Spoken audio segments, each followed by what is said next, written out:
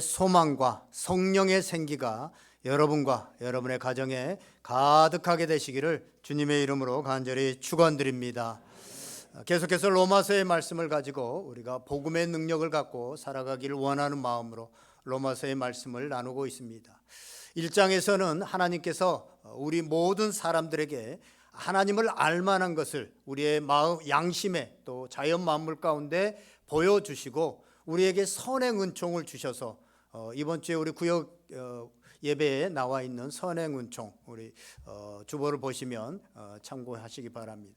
그 선행 은총을 주셔서 하나님에 대해서 반응할 수 있도록 했는데, 하나님을 모른다 하고 하나님을 외면하는 그런 이방인들의 죄에 대해서 얘기하고 있고, 2장에서는 율법을 가지고 있다고 하지만 그 율법의 정신을 잃어버리고 율법을 가지고 오히려 남을 판단하고 있는 유대인들, 그들도 똑같은 죄인으로 심판을 받게 될 것이다 라고 말씀하셨습니다. 그리고 여기서 끝나지 않고 오늘 다른 사람들을 향하여서 그 경고와 지적의 화살을 돌리고 있었던, 또 그 말씀을 기록했던 바울은 이제 자기 자신에게로 그 화살을 돌려서 3장 9절 오늘 시작을 이렇게 하고 있습니다. 그러면 어떠하냐? 우리는 나으냐? 결코 아니라 라고 말씀하고 있습니다. 이방인들이 이렇고 헬라인들이 이렇고 유대인들이 이렇다. 그러면 우리는 나으냐? 결코 그게 아니다 라고 말씀하고 있었습니다. 이 말씀을 전하기 위해서 묵상하면서 저 자신에게도 한번 적용했습니다. 박재남 목사, 너는 나으냐? 너는 좀 나으냐? 결코 아니다 라는 응답입니다.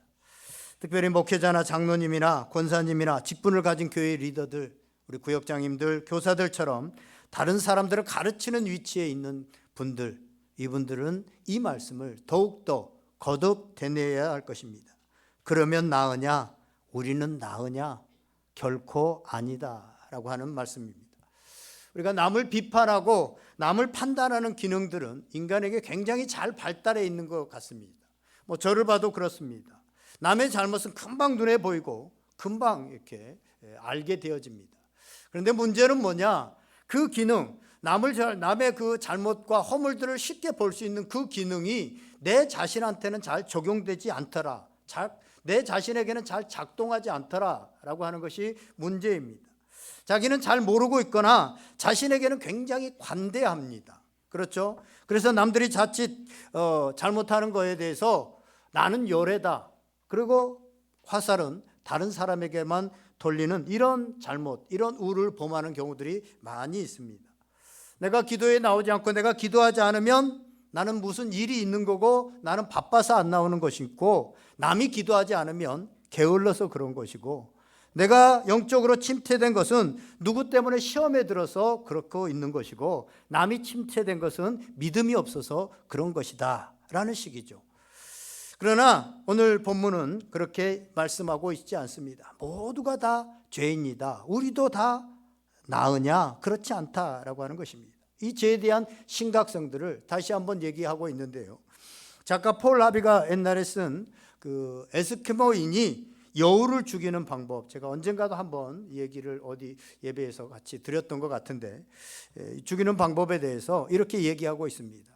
이 옛날에 에스키모인들이 여우를 저 북극에서 잡아서 그들이 잡는 방법을 얘기하고 있는데, 날카로운 칼, 정말 잘 드는 칼을 가지고 여기다가 칼에다가 이렇게 피를 바릅니다. 피를 쫙 바른 다음에 이걸 밖에 놔두면 이제 얼지 않습니까? 얼고 나면 그 위에다가 또 피를 싹 바릅니다.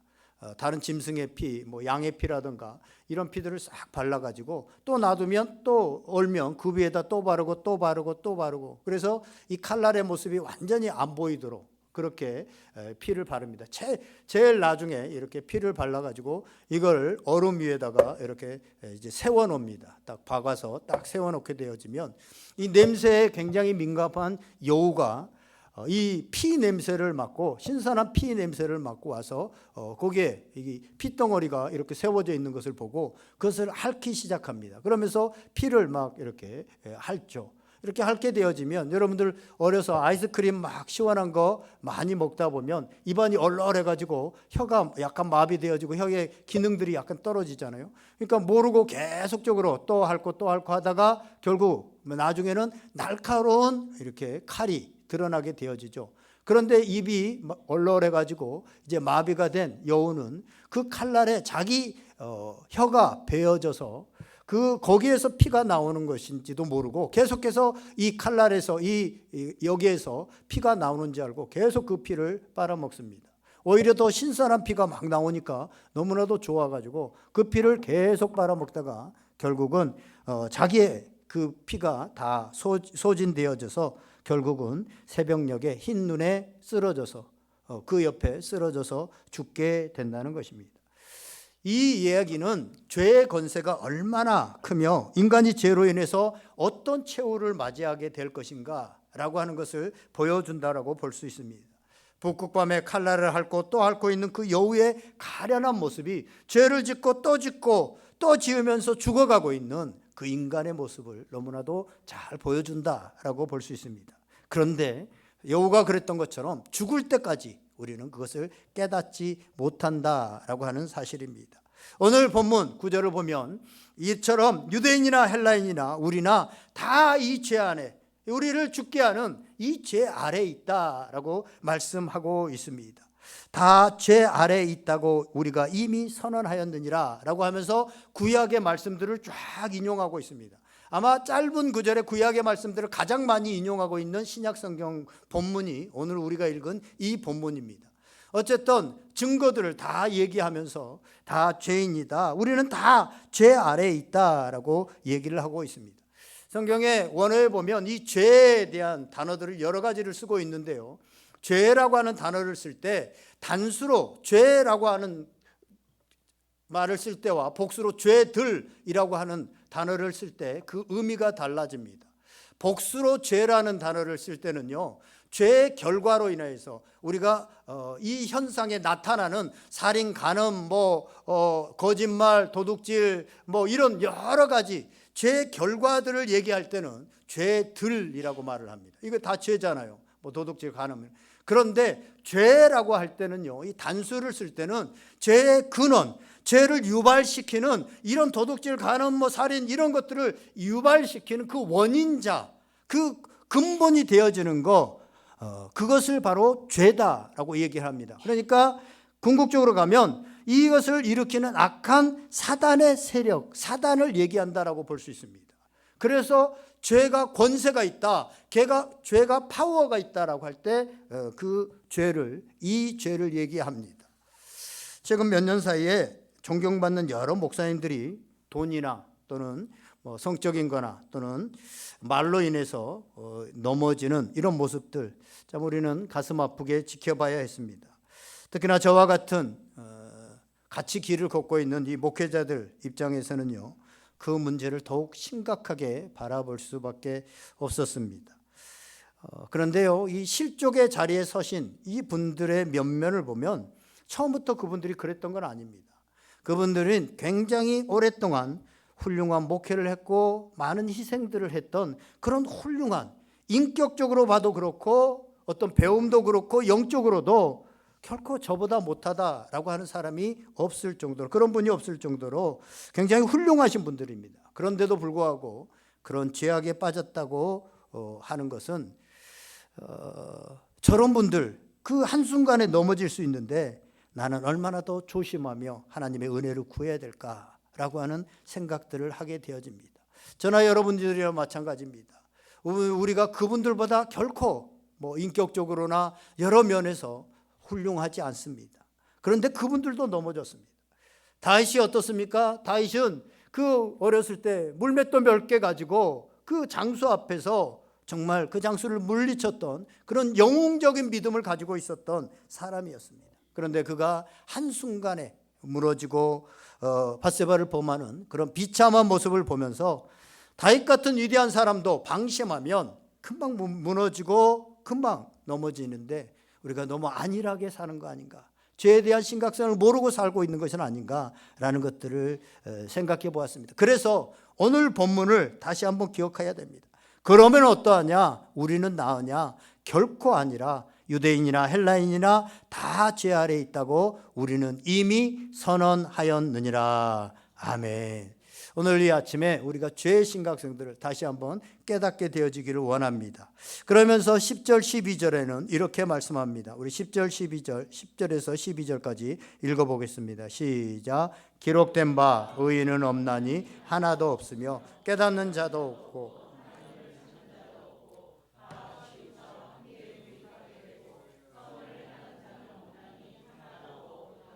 아멘. 그렇습니다. 우리 모두는 다 죄인입니다. 여기에 토를 달 사람, 우리가 죄인이 아니라고 생각하는 사람 여기에 한 사람도 없을 겁니다. 그런데 우리가 교리적으로 나는 죄인입니다 이렇게 아는 것과 실제로 내가 죄인이라고 아는 것은 다른 얘기입니다. 우리가 아는 죄와 성경에서 말하는 죄가 좀 다르다라는 것을 제가 많이 느끼거든요. 우리가 진짜 교리적으로는 다 죄인, 여기서 우리 다 죄인, 죄인 아닌 사람 없다, 또 죄인이다라고 다 그렇게 고백할 겁니다. 그런데요, 많은 사람들이 그렇게 고백은 하지만 실제로 그렇게 생각하지는 않는 것 같아요. 왜냐하면 다른 사람들이 죄를 지적하는 것을 봐서도 그렇고, 용서하지 못하는 모습을 봐서도 그렇고, 특히나 다른 사람들을 대할 때 은혜롭게 대하지 못하는 것을 보면 내가 죄인이다, 심각한 죄인이다 라는 것들을 깨닫지 못하는 것 같습니다. 심각한 죄를 지었다고 생각하는 사람은 다른 사람을 지적하고 다른 사람의 죄에 대해서 말하지 못합니다. 왜냐하면 내가 더 심각하니까. 특히나 다른 사람들을 대할 때 은혜롭게 대하지 못하는 것을 보면 더욱더 죄인이다라고 하는 것을 심각하게 느끼지 못하는 것 같습니다. 자신이 죄인이라는 사실을 깨달은 사람은요, 다른 사람들에 대해서 은혜롭습니다. 자신이 어떤 죄인인지 알면 다른 사람들에게 까다롭지 않습니다. 그런데 실제로 교회 안에서 갈등과 다툼이 일어나고 정죄하거나 판단하는 일도 흔히 일어납니다. 이게 왜 그렇습니까? 교리적으로는 내가 죄인이다라는 걸 인정하지만 실제로 내가 죄인이다라는 사실들을 진짜로 깨닫지 못하고 있기 때문에 그렇습니다. 대부분의 사람들이 내가 죄인이다라고 하는 사실들을 말할 때, 인정할 때, 내가 좀 거짓말도 한 적이 있고, 뭔가를 조금 작은 거나 큰 거나 좀 훔친 적도 있고, 어렸을 때 또 음란한 생각을 한 적도 있고, 누군가를 미워한 적도 있고, 싸운 적도 있고, 이 정도로, 그래서 내가 죄인이다라고 그렇게 생각합니다. 그런데요, 어떤 사람이 살인했다든가 가정을 파괴했다든가 사이코패스가 돼서 계속해서 사람을 연쇄적으로 죽였다든가, 이런 사람하고 내가 동일한 죄인이다라는 생각을 하지 못합니다. 그래서 어떤 생각을 하냐면, 그런 죄를 지은 사람은 나와 다른 심각한 죄인, 중죄인이고 나는 작은 죄인, 이런 식으로 생각합니다. 그런데 여러분 한번 생각해 보세요. 제가 가끔씩 예를 드는 얘기입니다만, 어떤 사람을 내가 정말로 미워해가지고 이 사람이 정말 믿길래 한 대 때렸어요. 그래서 좀 상해를 입혔어요. 그리고 나서 정말 내가 미안하다, 이제 앞으로는 정말 우리가 함께 지내보자, 너무 마음에 쌓인 게 있어서 한 대 때리고, 그리고 이제 잘 해주고 잘 지내요. 이 사람은 법적으로 보면 상해를 입혔기 때문에 죄인입니다. 그런데요, 죄입니다. 근데 그 사람을 미워해요. 근데 한 번도 때린 적은 없어. 근데 계속 미워해. 평생을 미워해. 그리고 그 사람이 안 되기를 바래. 뭔가 잘 됐다고 하면은 배가 아프고, 안 됐으면 해서 옆에 사람들에게 좀 안 될 수 있도록, 그 사람이 좀 될 수 있으면 안 되도록 어떻게 살살 이렇게 수를 쓰기도 하고 그래. 이건요, 실제로는 죄가 아닙니다. 여러분, 그런데 잘 생각해 보세요. 어느 게 더 큰 죄입니까? 사실 후자가 더 큰 죄입니다. 그렇잖아요. 그러니까 우리는요, 우리가 무엇을 가정을 파괴했다는 거, 사이코패스가 됐다든가 이런 죄, 이런 거는 작은 죄로, 이런 거는 큰 죄고 나는 작은 죄인이다 생각하지만, 이거는 죄의 본질을 알지 못해서 갖는 오해입니다. 성경은 인간의 본성이 죄인이기 때문에 죄들이 나온다. 아까 죄를 단수와 복수로 구분했잖아요. 우리의 죄의 근원이 우리 안에 있기 때문에 거기에서부터 죄들, 도둑질도 나오고 살인도 나오고 간음도 나오고 여러 가지가 나오지만, 이 열매와 상관없이 우리의 죄의 본성은 똑같다. 그래서 거짓말한 건 작은 죄고 살인한 건 큰 죄냐? 아니라는 거예요. 이 본성에서 나오는, 죄에서 나오는 거기 때문에 그 경중이 똑같다라고 하는 것입니다. 이런 의미에서 죄는요, 우리가 뭘 하고 안 하고의 문제가 아닙니다. 죄는 배나무가 배를 열매를 맺든지 안 맺든지 배나무는 뱉니다. 우리가 죄를 짓든지 안 짓든지 어떤 행위가 나타나든지 안 나타나든지 간에 우리는 죄인이다. 기본적으로 죄인이다 라고 하는 사실입니다. C.S. 루이스라고 하는 기독교 변증가로 굉장히 유명한 책들을 많이 썼죠. 뭐 다니아 연대기, 순전한 기독교인 뭐 이런 거 많은 베스트셀러들을 썼습니다. 기독교 변증가이기도 했는데 그분이 스크루테이프의 편지라고 하는 책을 씁니다. 스크루테이프의 편지는 어떤 내용이냐면 편지를 보내서 마귀가 어떤 존재냐, 마귀에 대해서 엄청나게 마귀가 실제로 어떤 생각을 어떤 교묘한 생각을 하는지 정말 마귀에 대해서 잘 썼습니다. 그래서 여러분 마귀에 대해서 엄청 잘 알고 싶으시면 스크루테이프의 편지를 한번 읽어보세요. 마귀에 대해서 낱낱이 다 알 수 있습니다. 너무너무 신랄하게 써가지고 진짜 마귀가 자기의 얘기를 쓴 것처럼 그렇게 써놓으니까 기자가 물었습니다.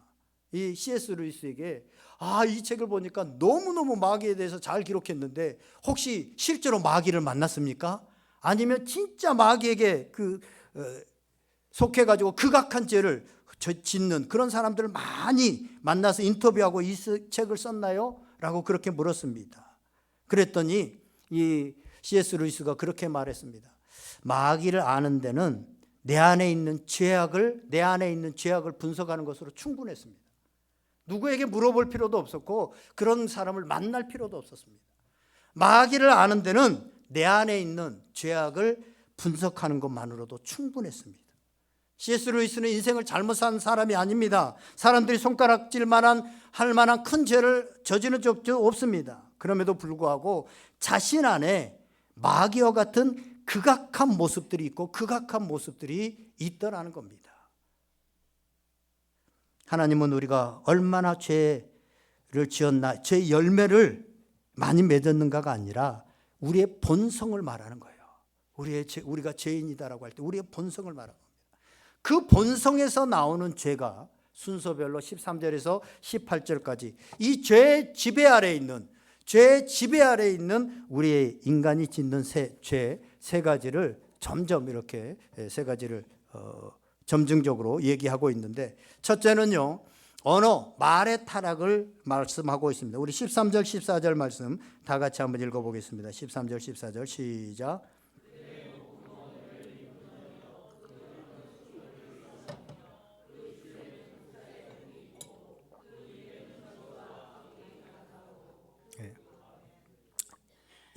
그 악독이 가득하고 여기 보면 그들의 목구멍은 열린 무덤이요 그 혀로는 속임을 일삼으며 그 입술에는 독사의 독이 가득했다.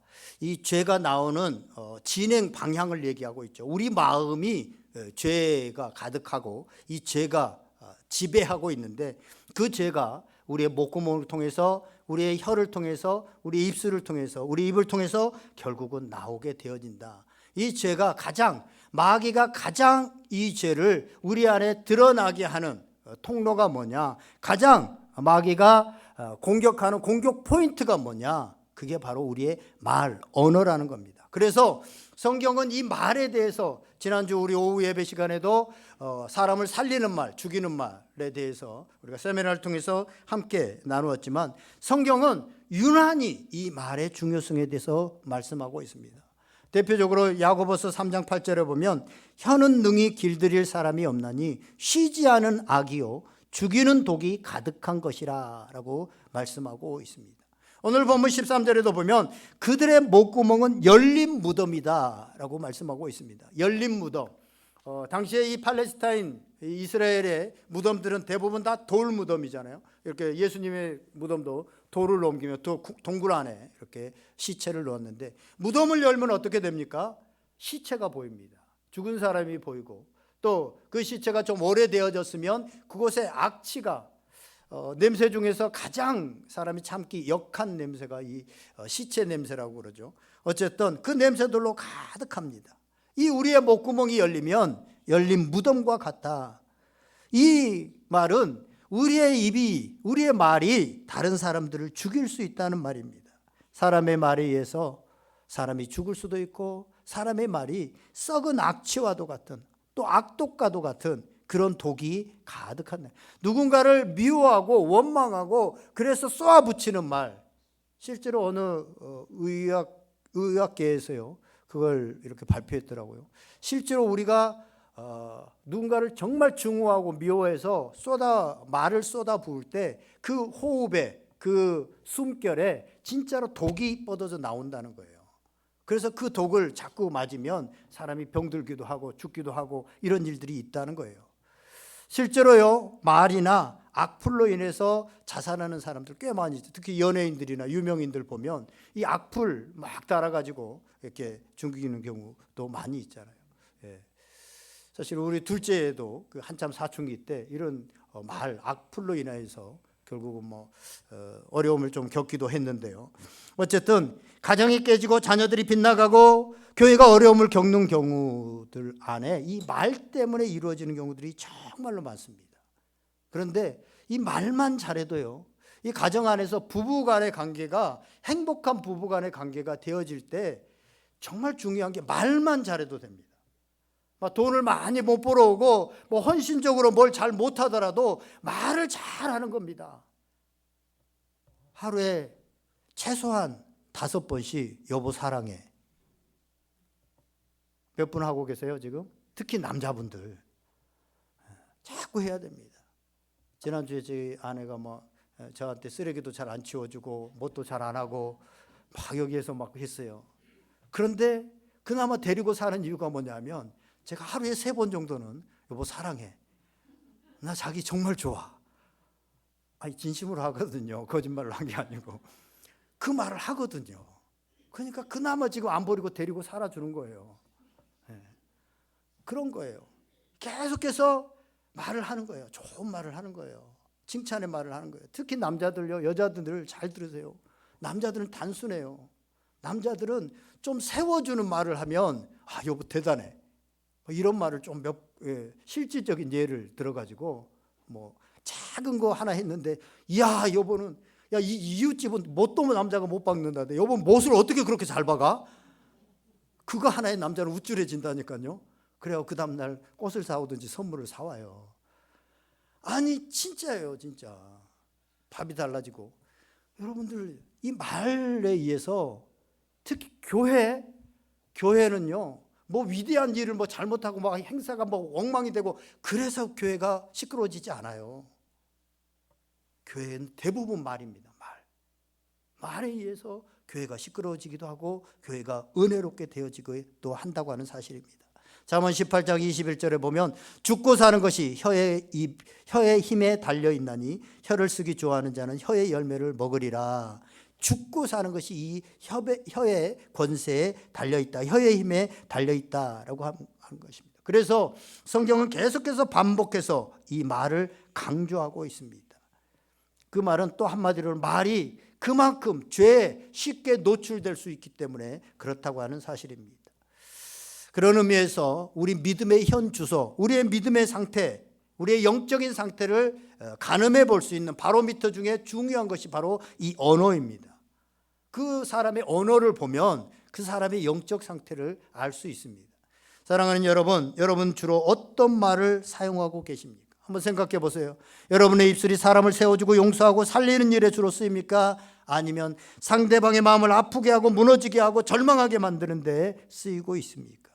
여러분이 사용하고 있는 말이 사람을 살릴 수 있고 죽일 수 있다고 하는 사실을 기억하시고, 여러분이 사용하고 있는 말이 여러분의 지금 영적인 상태임을 기억하시고, 여러분의 말이 부드럽고 살리고 세워주고 용서하는 말이 아니고 다른 말들이 나오고 있다고 한다면 여러분의 영적인 상태를 다시 한번 돌아보는 기회가 될 수 있기를 주님의 이름으로 간절히 축원드립니다.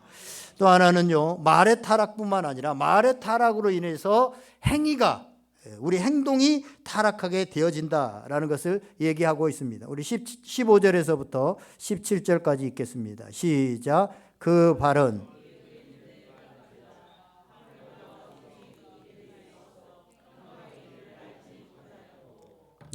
우리 속에서부터 입으로 이렇게 나왔던 이 죄의 방향이 쭉 된 게 말로 이제 되어졌는데, 말로 쟀던 죄가 이제는 발로, 즉 발로 대표되어지는 행위의 타락으로 나타나게 되어지는 것을 보게 되어집니다. 여기서 우리가 깨닫는 게 뭡니까? 입술을 잘 제어하지 않으면 내일은 한 걸음 더 내 행위로 그 죄가 나타나게 되어지고 행위의 타락이 되어진다라고 하는 것입니다. 지금 배우자 몰래 바람을 피우고 있는 사람이 있다고 한다면 그는 아마 2년 전, 아니 수년 전부터 나는 결혼을 잘못했어, 이 여자는 매력이 없어 라고 하는 식의 말을 하고 있었던 사람입니다. 그것이 자기 생각을 장악하게 되어지자 바람 피우는 것을 정당하게 그렇게 하게 되어지고 나타나게 되어집니다. 교회에서도 마찬가지입니다. 교회 안에서 부정적인 얘기, 남을 비판하는 말을 하면 안 되는 이유는 많은 에너지가 있어서 생각을 장악하게 되어지고 결국 그것이 갈등이나 다툼을 일으키는 행위로 나타나게 되기 때문에 그렇습니다. 그렇기 때문에 내가 실제로 남을 죽이는 일을 하지 않았다 할지라도 내 입술로 자꾸 남을 원망하고 비판하고 불평하고 있다면 우리는 두려워해야 됩니다. 왜냐하면 그걸 방치하면 나를 사망의 음침한 골짜기로 몰고 가도록 부추기는 그런 세력이 그것을 계속 주어서 먹이가 될 수 있기 때문에 그렇습니다. 그렇게 되어지면 평생 파멸과 고생이 있고 평안의 길을 알지 못하는 그런 삶이 되어질 수 있기 때문에 그렇습니다. 요즘 사람들이 강아지를 많이, 펫 동물들 많이 키우잖아요. 저희도 한 마리 키우는데 애들 때문에, 그래서 애들이 가지고 있다가 또 뭐 어디 갈 때는 우리한테 맡기기도 하고 그런데 이 강아지들이 왜 귀엽고 좋을까? 이렇게 보니까요, 강아지들이 귀여운 이유는 단순합니다. 강아지들은 단순해요. 단순해서 걔들은 좋은 거예요. 애들은 절대 속이지 않아요.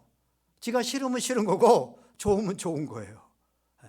그래서 뭔가 주인을 뭐 일부러 속여가지고 기쁘게 하도록 뭐 이렇게 하지 않아요. 그냥 단순합니다. 이걸 보면서 사람도 그렇게 그냥 단순했으면 좋겠는데 사람들은 너무 복잡해요. 이게 좋아하는 건지 싫어하는 건지 뭐 잘 모르겠고 어쨌든 사람은 폐배 꼬여가지고 뭐 막 이렇게 복잡해. 그래서 사람이 왜 이렇게 복잡해졌을까? 사람이 단순한 삶을 살 수 없을까라는 생각들을 하게 되어지는데 어느 목사님이 왜 그럴까? 동물들은 이렇게 단순한데 사람은 이렇게 꼬여 있을까? 사람들이 이렇게 복잡해졌을까? 그렇게 얘기를 하더라고요. 동물들은 영혼이 없기 때문에 영혼을 죽이려는 마귀의 공격도 없대요. 그런데 우리는 영혼이 있잖아요. 사람은 영혼이 있기 때문에 이 죄의 본질, 죄의 원인자 되어지는 마귀가 계속해서 그 사단이 우리의 영혼을 노리고 있기 때문에 우리는 이렇게 복잡해지고 한순간에 죄악에 빠지고 죄로 가득하게 되어졌다는 거예요. 참 일리가 있는 말이다라는 생각을 하게 되어졌습니다. 우리가 죄를 지으면 파멸하게 되는데 그것을 바라는 마귀가 역사하고 있기 때문에 결국은 이 죄의 결과들이 나타나게 되어진다라는 것입니다. 그래서 행동하게 되어진다라는 것을 말씀하고 있습니다. 그러면서 죄 아래에 있는 사람들이 결론적으로 짓는 진짜 죄는 뭐냐? 물론 다른 게 다 죄지만 진짜 본질적인 죄는 뭐냐? 그걸 18절에서 이렇게 말씀합니다. 18절 말씀 다 같이 읽겠습니다. 시작. 그들의 눈앞에 하나님을 두려워함. 마귀가 노리는 궁극적인 죄가 바로 이것입니다. 하나님을 두려워하지 않게 하는 겁니다. 하나님을 더 나아가서는 없다라고 여기게 만듭니다. 그래서 1장에서도 이방인들 이미 자연 만물에 우리 인간의 양심 속에 하나님을 알 만한 것을 두었음에도 불구하고 하나님을 없게 만드는 거죠. 없다라고 계속적으로, 그래서 하나님을 두려워하지 않는 겁니다. 이건 뭐예요? 하나님과 관계가 끊어졌다라는 겁니다. 원죄를 얘기할 때 아담과 하와가 선악과를 따먹어서 우리가 죄가 들어왔다. 원죄가, 그래서 내가 심판받게 되어지고 원죄가 나한테 들어왔다. 좀 억울하다라는 생각이 들어요. 여러분, 선악과라고 하는 과일을 하나 따먹었어요. 이게 죄의 경중으로 따지면 얼마나 큰 죄입니까? 살인죄하고 비교가 됩니까? 제가 지나가다가 뒤에 배밭이 있는데 배가 하도 먹고 싶어서 배 하나를 몰래 훔쳐서 따먹었다. 그러면 제가 감옥에 가요, 안 가요? 안 갑니다. 벌금 조금만 물고 되면 돼요. 죄가 그만큼 약하다는 거예요. 근데 그게 무슨 그렇게 큰 인간의 원죄냐? 선악과 하나를 따먹은 게 억울하잖아요. 그런데 이게 왜 큰 죄입니까? 사실은 에덴 동산은 하나님께서 모든 것들을 다 지으시고 하나님이 왕이셨습니다. 그리고 모든 것을 다 허락하셨습니다. 근데 왕이신 그 하나님께서 금지하신 것이 딱 하나 있었는데 그게 선악을 알게 하는 선악과 나무를 따먹지 말라고 합니다. 근데 마귀가 와서 죄의 근원자, 죄의 원인자 되는 이 마귀가 와서 계속해서 꼬입니다. 계속해서 유혹합니다. 하나님이 진짜 좋으신 하나님이 맞아? 좋으신 하나님이시면 다 먹으라고 해야지 왜 저거 하나 먹지 말라고 그래? 좋으신 하나님이면 저거 다 먹을, 야야 네가 잘못 생각하고 있는 거야. 저거 먹으면 하나님같이 되는 거야. 그러니까 먹지 말라고 한 거야. 저거 먹으면 네가 하나님처럼 돼. 하나님의 말씀 들을 필요도 없어. 네 눈이 밝아져가지고 지금 안 보이는 거 그게 다 보여. 영적인 것이. 마귀가 자꾸 의심하게 하고 그 마음을 심어줍니다. 하와가 유혹을 받아들이기 시작합니다. 그리고 그 선악과를 따먹습니다. 그때부터 하와의 마음속에는 하나님이 더 이상 하나님이 아닙니다. 하나님의 왕되심이 무너진 겁니다. 선악과를 따먹었다는 것은 하나님을 더 이상 내 주인으로 왕으로 인정하지 않는 사건입니다. 하와가 선악과를 따먹은 순간 하나님은 하와에게 더 이상 하나님이 아니셨습니다. 이제 하와의 하나님은 누굽니까? 자기 자신입니다. 아니 더 나아가면 자기 자신이라고 하지만 사실은 마귀인 것입니다. 하나님께서 왜 우상숭배 제1계명에 하나님 외에 다른 것을 섬기지 마라 라고 말씀하고 있습니까? 더 이상 그 사람에게 있어서 다른 것을 섬기면 하나님이 되지 못하기 때문에 그렇습니다. 선악과를 따먹은 죄는 하나님에 대한 반역이죠. 하나님의 마음에 자신의 마음에 하나님이 왕되심을 거절하는 것입니다. 이것이 죄인된 인간의 마음의 본성입니다. 그래서 여기서부터 죄가 나오는 거예요. 하나님을 거역하는, 하나님을 두려워하지 않는. 죄의 근본은 하나님을 두려워하지 않기 때문에 나오는 겁니다. 왜냐하면 그렇게 해야 자기 마음대로 살기 때문에 그렇죠. 그래서 우리가 하나님이 보고 계시다고 한다면 이 양심을 속이고 마음을 속이고 누군가를 미워하고 이런 일들을 하지 못할 건데 하나님을 두려워하지 않으니까, 우리 안에 하나님을 두려워하지 않으니까 이런 일들을 서슴지 않고 할 수 있게 된다는 것입니다. 그렇게 되면 어떻게 됩니까? 우리의 마음과 우리의 삶은 이제부터는 마귀의 놀이터가 됩니다. 마귀의 놀이터가 되어지면 짐승만도 못한, 여러분들 인간이 짓는 죄들을 보세요. 그냥 짐승들은 자신들의 본능에 의해서 자신들이 먹고 살기 위해서 그냥 어떤 짐승을 이렇게 잡아먹는, 이것도 잔인하다고 생각을 하잖아요. 그런데 인간은 자기 살기 위한 것뿐만 아니라 믿기 때문에 갈기갈기 찢어놓기도 하고 뭐 더 자기가 충분히 살 수 있는데 더 많이 부자가 되려고 많은 사람들을 죽이기도 하고, 이런 짐승보다도 훨씬 못한 일들을 인간이 하는 이유가 뭡니까? 우리 안에 하나님을 인정하지 않기 때문에, 하나님이 없기 때문에, 마귀가 자기의 놀이터로 삼고 있기 때문에 그렇습니다. 종교적인 우리 그리스도인들도 마찬가지입니다. 예수님을 믿으면서도 우리가 마음껏 미워하고 마음껏 다른 사람들을 죽이는 말과 행위들을 서슴지 않고 하고, 이건 실수로 하는 게 아니라 그냥 막 하는 이유가 뭡니까? 하나님을 두려워하지 않기 때문에 그렇습니다. 하나님이 내 안에서 하나님을 두려워하는 마음이 없기 때문에 우리가 마음껏 예수 믿는다고 하면서도 마음껏 미워하고 그래도 전혀 두렵지가 않아요. 마음껏 막 하고 싶은 말을 해요. 그래도 두렵지가 않게 되는 겁니다. 오늘 말씀을 정리하려고 합니다. 오늘 성경은 우리 모두 죄 아래 있다고, 하나님의 심판 아래 있다고 합니다. 우리는 이것을 깨달아야 됩니다. 이러한 실상을 깨닫지 않으면 예수 그리스도의 십자가 아래로 인도받는 그 은혜를 사모하지도 않고 깨닫지도 못하게 되어집니다. 예수님의 십자가의 은혜가 필요 없게 되어집니다.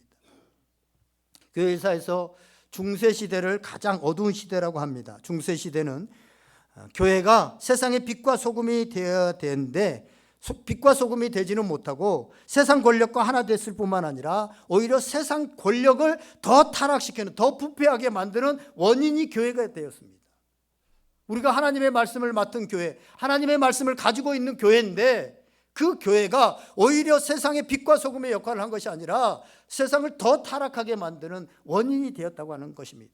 그 가운데는 신학적 전통, 신학적 흐름 가운데 하나가 그 신학을 주도했던, 중세 신학을 지도했던 아퀴나스라고 하는 신학자가 인간이 전적으로 타락했다라고 하는 것을 인정하지 않는 곳에 서 있습니다. 그 결과 교회가 세상의 가장 타락한 모습을 오히려 보여주고야 말았습니다. 오늘 우리가 이것을 깨닫지 못하면 우리도 마찬가지입니다. 우리가 하나님의 일을 맡았고 우리가 하나님을 섬기고 있고 예수 믿는다고 하지만 오히려 우리가 다른 사람들을 죽이고 교회를 무너뜨리고 세상의 빛과 소금이 아니라 세상을 오히려 혼탁시키는 그런 역할들을 우리도 할 수 있다라고 하는 사실입니다. 교회가 인간이 죄 아래에 있다고 인정할 때만이 예수 그리스도의 은혜가 필요하고 예수 그리스도의 은혜 안으로 들어가게 되어지고 그때 빛과 소금의 역할을 감당할 수 있습니다. 그런데 이게 인정되어지지 않고 내가 타락되지 않았다라고 생각이 되어지면 그 사람은, 그 교회는 오히려 세상을 타락시키는데 마귀에게 쓰임받는 이런 역할들밖에 되지 못한다고 하는 사실입니다. 기본적으로 우리가 병들었다고 인정하지 않으면 의사를 찾지 않는 것처럼 우리가 이 죄로 인해서 어떻게 할 수 없는, 나는 죽을 수밖에 없다라고 하는 것을 정말 가슴 절절하게 인정하지 않으면 예수 그리스도의 십자가 앞으로 나아가지는 않습니다. 그래서 앞으로 우리가 계속해서 로마서의 말씀을 가지고 이 복음의 능력이 우리 가운데 살아있고 예수 그리스도의 그 십자가의 은혜가 살아있어서 정말로 나를 변화시키고 사회를 변화시키는 이 복음의 능력으로 살아가야 되는데, 그러기 위해서 먼저 중요한 것이 뭐냐? 우리 상태, 내 상태가 어떠한가? 내 힘으로 어찌할 수 없는. 그래서 1장과 2장과 3장에는 정말로 모든 사람이 다 죄 아래 있고 이 죄의 문제를 세분화해서 조목조목 설명하고 있는 것이 바로 이 로마서입니다. 그래서 오늘 우리가 다 죄 아래 있고 하나님의 심판 아래 있다라고 하는 것을 깨닫게 되어지고 기억할 수 있기를 바랍니다. 은혜는 여기서부터 시작되어집니다. 여기서부터 십자가의 능력, 복음의 능력은 나타나게 될 것입니다. 그 은혜가 오늘 저와 여러분에게 있어지기를 주님의 이름으로 간절히 축원드립니다. 기도하겠습니다. 오늘 말씀을 생각하면서 우리 한번 기도합시다. 우리